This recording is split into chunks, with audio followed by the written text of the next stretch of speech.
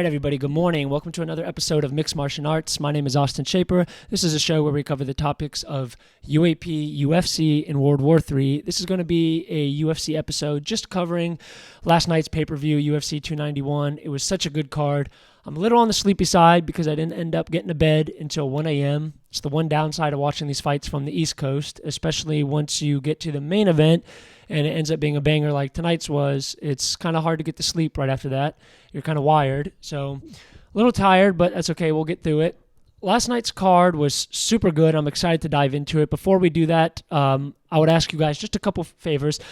If you're listening to this on YouTube, go ahead and click follow and subscribe. I would greatly appreciate that. If you guys are listening to the podcast on Apple or Spotify podcast, just click follow and leave me a 5-star review. And lastly, if you guys would like to be a part of a community where we just kind of talk about these concepts, these topics of UAP, UFC, World War III, share breaking news, ask questions, share our ideas, etc., from all over the world. We're building this little community on Discord. You can find the link in the description to this video here on YouTube. And yeah, we're just kind of talking back and forth. I like to interact with people and kind of explore the nuances and all the breaking news that's been going on in these topics. So go ahead and do that. I appreciate you guys for tuning in. Let's dive into last night's card. It was a very good one. I hope you guys didn't miss it. There was a couple last-minute changes. I guess just one last-minute change. Like the day or two before the card, you guys probably know that Stephen Wonderboy Thompson got taken off the card. He was going to be fighting Michael Pieta, and Michael missed weight by 3 pounds, and I was extremely disappointed about that. I thought that was going to be a great fight, a great stylistic matchup, and I understood. So Wonderboy put out a very brief statement saying, why he didn't take the fight and that he's done this in the past and it's worked against him, taking a fight against an opponent who didn't make weight. And he missed weight by 3 pounds. And I was very disappointed, I got to be honest with you, because I thought that was going to be a great addition to the main card. But listening to Wonderboy's perspective and looking at the comments and the reactions of what people had to say to his statement, I thought it was 100% fair and probably the wise career move for Thompson. Michael Pieta is freaking massive for the weight class, so for him to be massive and then not make weight, it just makes it that much more difficult for Wonderboy. And, Wonderboy said he's done it in the past. He's taken fights like this where the opponents missed weight, and it hasn't gone well for him. So as disappointed as I was about that fight getting scrapped, it was nice to see Derek Lewis and De Lima get bumped up to the main card. I assumed that's what was going to happen, and it is what happened, and it ended up being an amazing fight for as long as it lasted. But let's not dive into that one first. Let's dive into the main event with Justin Gaethje and Dustin Poirier, the rematch. What a fight. It lasted all of, 2 rounds? And yeah, you guys have probably seen the finish by now. If not, I guess I'm breaking some news for you. Justin Gaethje finishes Dustin Poirier in the second round via head kick. I guess it was technically a TKO. He landed one ground and pound shot, a hammer fist right after the kick landed. Dustin folded like a lawn chair. Bless his heart. It looked awful. It was very reminiscent of the Usman Leon Edwards head kick. Very reminiscent of it, and which is a little ironic because not only was Usman in the crowd, but Usman and Justin Gaethje are close friends and training partners. So I guess Justin Gaethje took a lesson from that loss that Usman had, and the head kick was amazing. The fight in general was amazing while it was for as long as it lasted.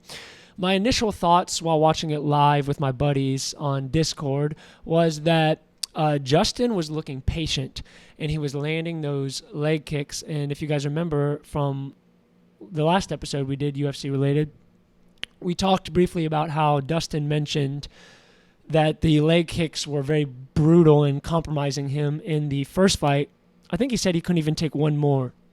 Had he taken one more leg kick, it would have gone bad for him. So I expected him to have a good game plan, a good defense for those leg kicks, and he didn't whatsoever. He actually got kicked a lot of times, at least in the first round. Can't really remember how many happened in the second. But right off the gate, Justin Gaethje was kicking. He was keeping distance. He was engaging in the firefights briefly, and then he'd duck out. He'd reset. He'd recenter. He'd blast a kick, and he even threw a couple head kicks, which is very rare. I don't know if this is a fact, but me and my buddies thought that this was the first head kicks that we'd seen Justin Gaethje really throw. I don't know if that's 100% true, but it's definitely a rare technique that he doesn't use often. And when he threw it the first time, we kind of all sat back and were like, whoa, we haven't seen Justin Gaethje do that. And then I think he threw it one more time and then the final head kick in the second round, if I'm not mistaken. So he was setting it up there from the beginning and then obviously blasting that low leg kick. And, beautiful strategy, beautiful technique to pull it out. He even said after the fight he's never thrown that before in a fight, that specific head kick. So, I mean, amazing. Hats off to him. What else can you really say? It was a great fight while it lasted. Dustin did get his shots in.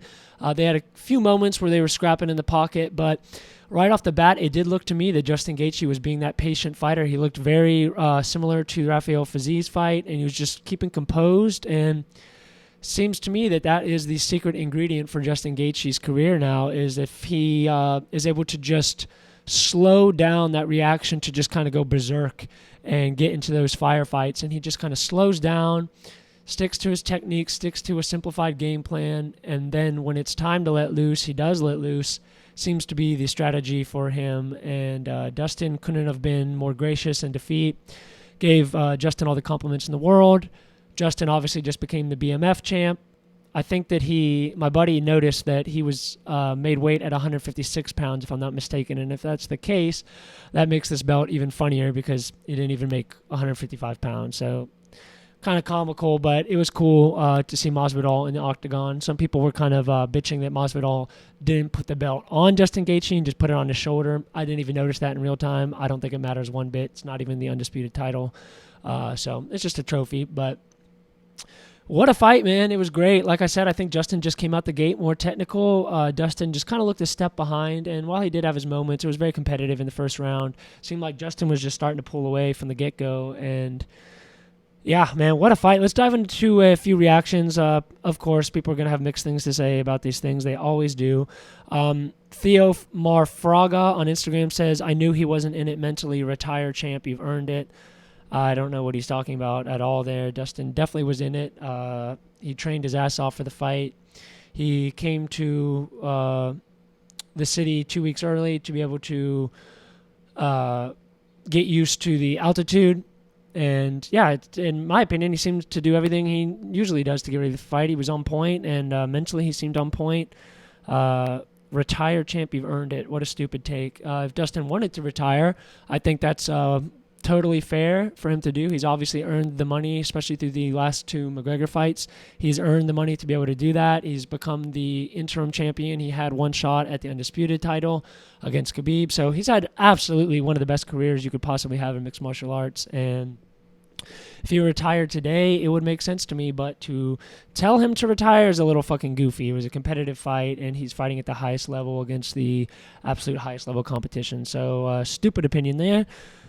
Rockin' and Rollin', the Truck Star Life says, it's true, he's already a champion in life, but if you have decent money, it said, if you have decent money and a loving family, but it's not all rainbows and butterflies. To be an undisputed champion, you need to want it in your soul, and Dustin lost that with all the Conor money now. It's so funny how people just on the internet can talk about somebody's life like they know it intimately, like know what he's thinking.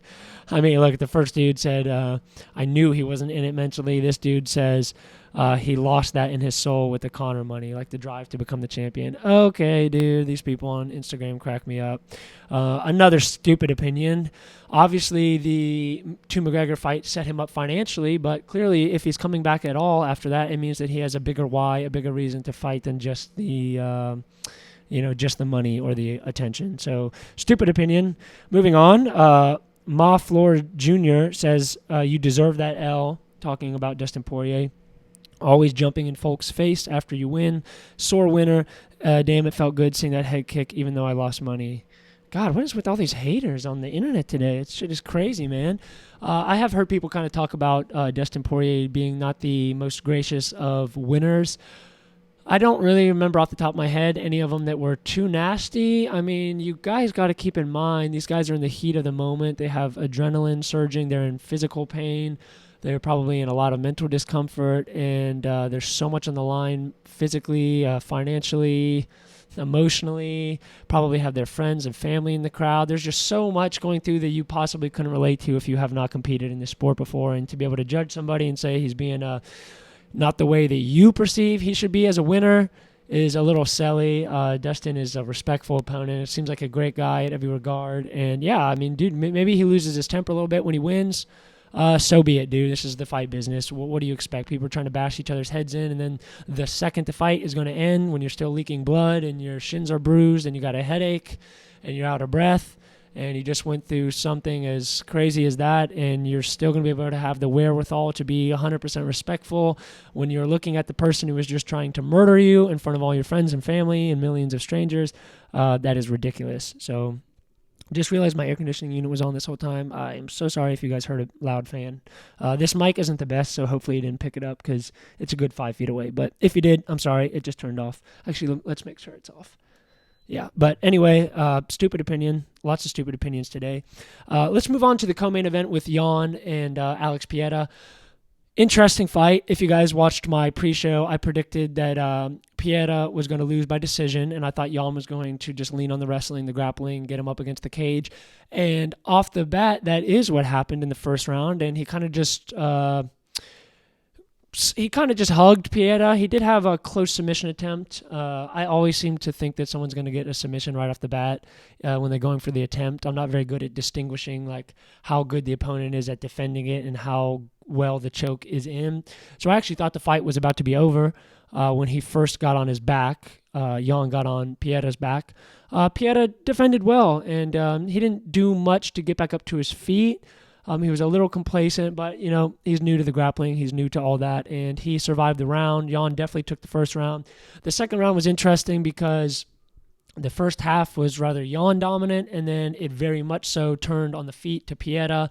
Jan was starting to look gassed. He was backing up and just looking sluggish and like he had already been through the entire fight. I think that grappling really took it out of him, which is a little odd because he's not new to the grappling like Pieta is, but maybe just because he came out the gate in the first round grappling so heavy, combined with the fact that he's at elevation, though you can't give him too much. Can't give him too much of a break on that because obviously his opponent is also at the same elevation. But yeah, Jan looked gassed, and I think that's a lot of the reason why he lost the fight is his demeanor at the end of the fight. By the end of the third round, which I think he did lose the third round. I'm pretty confident in that. I have to see the judges' scorecards and rewatch it. But I felt like Alex Pieta was pulling away near the end of the second and then most of the third, at least half of the third. And Pieta started to defend the takedowns in the third as well.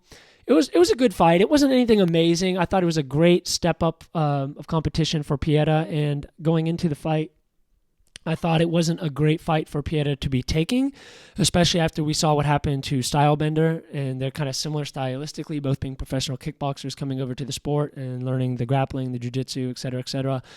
And I didn't think it was the best fight for Pieta to take, though he, hats off to him. It was a commendable effort. He did very well, and I think he did pull away with the decision. I thought it was a very competitive, close fight, and me and my buddies were kind of talking before they announced the decision, who wins this. We were kind of split, but we agreed that whoever won would be fine with us because it was just kind of so close, and nobody really pulled away too strongly. I think Pieta had more moments than Jan. Jan just kind of came out the gate strong in the grappling, which kind of set the tone of the fight, and then kind of Pieta was reversing that throughout it. So I was fine with the decision. Definitely didn't think it was a robbery. Some people didn't agree, but let's read a few reactions. Lay H24 on Instagram says, definitely not a robbery.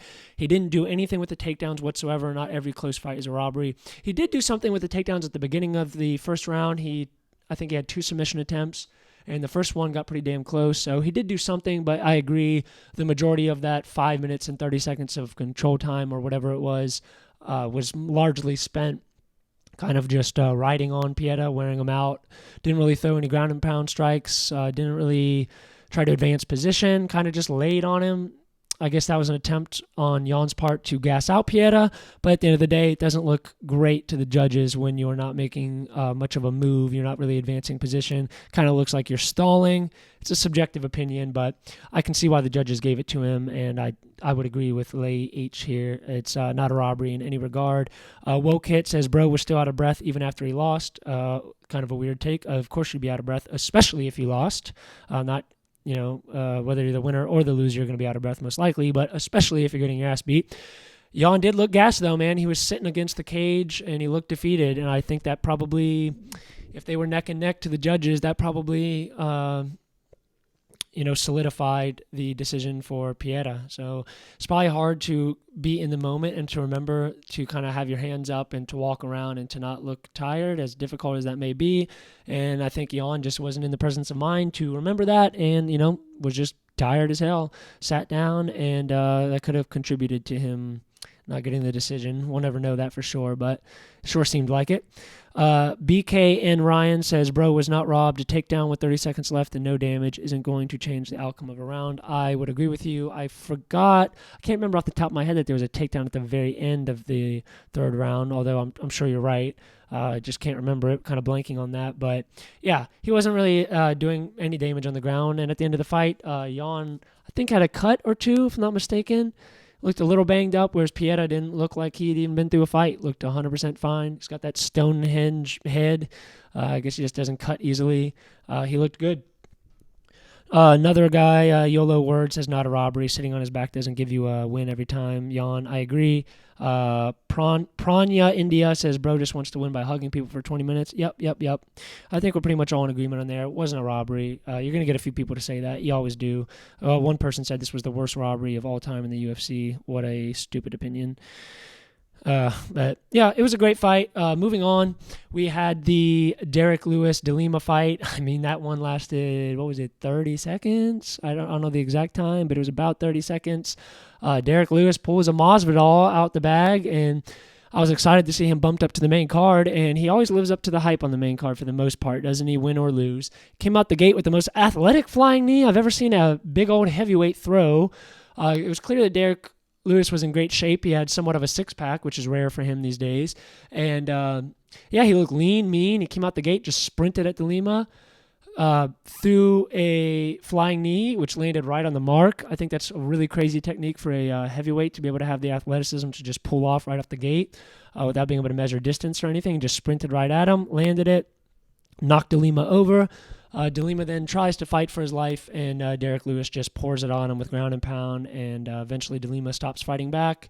He covers up, and the ref calls it just like he should have. And Derek Lewis gets another victory, and not only that, but he now has the most knockouts in UFC history, if I'm not mistaken. He just surpassed Matt Brown for the most knockouts in UFC history, which is crazy. I want to say 14, but don't take my word for that. I can't really remember. It was getting late when those fights were on. But I think it was 14 knockouts. And, breaks the record, takes his shorts off, and says some crazy shit on the mic, as he usually does. I'm very happy for him to be back in the winner's column, because I did not want to see him get cut. This would have been, I think, his fourth loss in a row. And I don't think he would have gotten cut from this one. But certainly if he continued down the path he was on, he did not have a long career left in the UFC. And this kind of puts him back into the rankings and gets him rocking and rolling. There's still a lot of people that I'd like to see him fight. The heavyweight division is getting interesting again. It's getting interesting. You've got Tom Aspinall, you've got Sergey Spivak, you've got Curtis Blades still roaming around. You obviously have John Jones and Stipe about to happen in November. So I'm excited to see the heavyweight division come back alive, and I'm happy for Derek Lewis for getting that win. It was a good fight, and I love when there's a short one on the card, because then I get to go to bed earlier. Moving on, the last one I'm probably going to talk about is the Tony Ferguson-Bobby Green fight. Bobby Green ended up pulling off the submission, I think, with like 5 seconds left in the third round. It was a competitive fight. This is Tony's sixth loss in a row, if I'm not mistaken, and I feel awful about that, because he looked pretty good in this one, I got to say. Before the eye poke, Bobby Green poked Tony in the eye somewhere halfway through the first round, and it really changed the momentum of the fight, in my opinion, because Tony was looking sharp. I think he knocked Bobby Green down in the first, and he had some, he was doing good with his hands. He was doing well. He was looking quick. He was looking fast, and after that eye poke, the momentum of the fight definitely started to change. And then in the third round, he did almost knock Bobby Green down again. Bobby Green kind of wobbled back against the cage, but then for whatever reason, Tony goes for his Eminari roll for absolutely no good reason whatsoever, ends up on bottom, and then the submission goes in, and that's all she wrote. And I think even in, was it the first or the second, Tony did the same thing, rolling around when he doesn't need to be, and he did not have the... He didn't have the defense and the offensive striking off his back that I've typically seen him in the past. I felt like he was a little complacent down there. He did land 1 or 2 elbows that I think cut Bobby Green open, but usually he's kind of going ham the second you take him down. And he was a little complacent, and I think that's just another sign that Tony is just kind of overdue for that retirement. We talked about this in the last episode. And it's not to hate on Tony. He's absolutely amazing. One of the most exciting fighters to ever see compete in the octagon. But at the end of the day, Father Time gets us all, and he's on a 6-fight losing streak. I can't remember how many of those are finishes, but it's quite a number of them. And to his defense, he did look much better in this fight, I thought, than he did in the Nate Diaz fight. The Nate Diaz fight, I really wanted him to retire because I just felt like it wasn't Tony, the Tony that we know and love. And we saw moments of it. We saw moments of his return to his usual self in this fight. But at the end of the day, the outcome remains, the same. It remains a loss for him, and I know he was excited, saying he's going to want a 5-fight win streak and then go fight for the belt. I thought that was absolutely insane, but I give credit to him. That level of delusion is necessary when you are trying to make a career at the highest level in such a dangerous and competitive sport. So it's nothing to diminish him whatsoever, but I thought that was just a crazy thing to say. And as we saw, if you can't beat Bobby Green, who, granted, Bobby Green's great. He's fantastic. He's not the very tip top of the division, though, like top 5. And if you can't beat Bobby Green, it's kind of hard to say he's going to be overly competitive with the top 5. And the only counterpoint to that would be his fight with Michael Chandler. He did knock down Michael Chandler in the first round, and he was putting it on him before that head kick landed flush and KO'd Tony. So I do still think if he lingered around, he could be competitive, but that's to say he could be competitive before he loses. I don't think he's going to beat anybody in the top 5. I think those days are behind him. I don't know what the reason for that is. I would imagine the Justin Gaethje fight is what really turned it around for him. And while he didn't take a knockout in that, man, he took some brutal damage. You guys remember him shaking his head and just looking lost and confused. And I think that was kind of the last straw for Tony's career, and his body is just maybe breaking down. I don't know. I'm not an expert to be able to say what exactly is going on with him, if it's due to age or just injuries or the mental aspect of the game. Hard to tell. Could be a combination, but we love Tony. I would like to see him retire, and I almost feel like it wouldn't surprise me one bit if the UFC cuts him. I mean, 6 losses. I don't think it would be disrespectful for the UFC to cut Tony at this point. I really don't. Amazing fighter, amazing career, deserves to be probably in the Hall of Fame, but you should probably hang it up. Would be my opinion. But overall, great card, man. Mix of finishes. I didn't get to watch the prelims because I was getting home from work a little late. So the second I got home, the first fight was starting on the main card. But yeah, the Justin Gaethje, Dustin Poirier fight, the Bobby Green, Tony Ferguson fight, the Derek Lewis, DeLima fight was a great card. It really was. And yeah, and I think we're getting spoiled with another good card in August. I forget who all is on it, but I know there's 2 championship fights, if I'm not mistaken. And the entire main card is fire. We'll be doing a breakdown with that. Maybe we'll have another guest on. Real quick, before we bounce, guys, do me a favor. If you enjoyed this type of content, click subscribe on YouTube and follow. I really appreciate that.